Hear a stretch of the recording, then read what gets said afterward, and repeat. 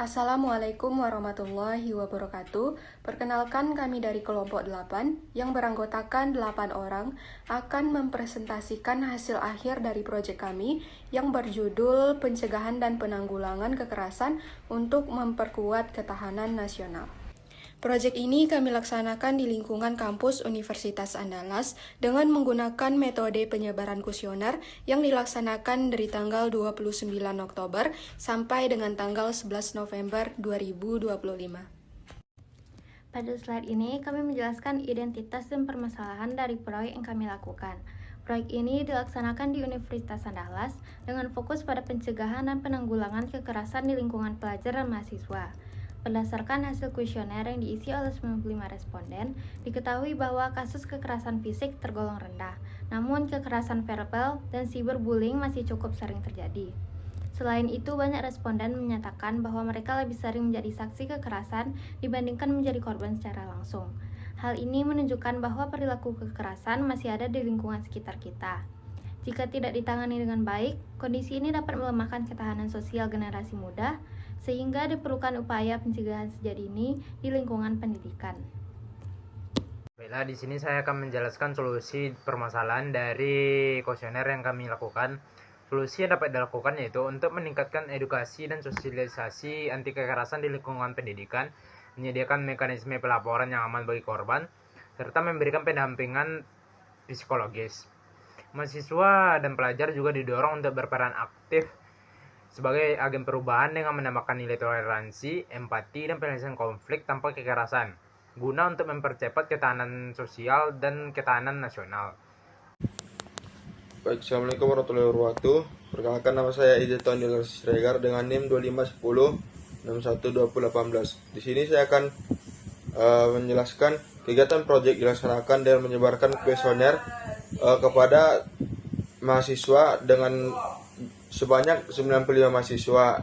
Disebarkan kuesioner dan mereka menjawab seberapa tahu mereka tentang pemahaman terhadap kekerasan. Rata-rata mereka tidak pernah mengalami kekerasan dan sangat tahu apa dampak kekerasan tersebut dan seberapa sering mahasiswa Universitas Andalas memperoleh kekerasan. Sebagian besar mahasiswa tidak pernah memperoleh kekerasan verbal maupun non-verbal, tetapi masih ada beberapa sedikit mahasiswa yang dapat mengalami kekerasan verbal tersebut. Hasil capaian dari proyek ini adalah 1. Mayoritas responden tidak pernah mengalami kekerasan secara langsung. 2. Kekerasan verbal masih sesekali terjadi. 3. Sebagian responden pernah menyaksikan kekerasan. 4.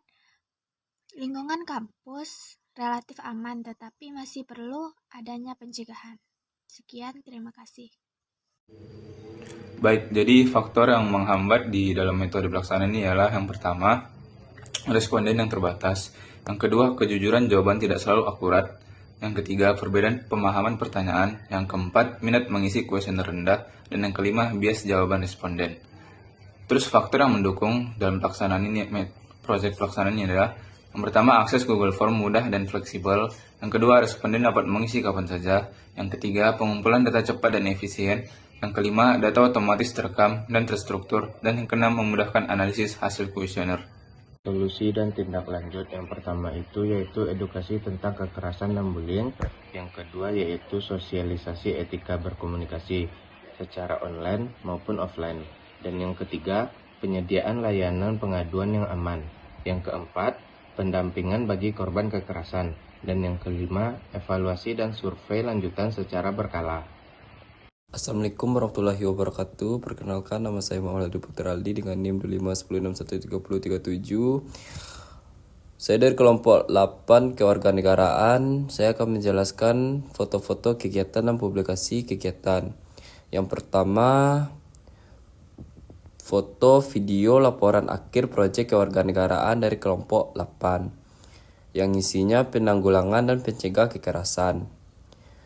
Di sana ada link YouTube dari kelompok 8, kalian bisa cek dan lihat hasil dari video kami. Dan juga ada berita media sosial yang isinya pencegahan dan penanggulangan kekerasan di lingkungan kampus. Di sana ada juga link yang bisa kalian klik dan bisa ngeliat hasil dari berita tersebut. Dan juga poster yang berisi stop kekerasan, dan juga terdapat bentuk kekerasan seperti fisik, psikis, seksual, diskriminasi, dan intoleransi dan perundungan. Sekian, terima kasih. Assalamualaikum warahmatullahi wabarakatuh.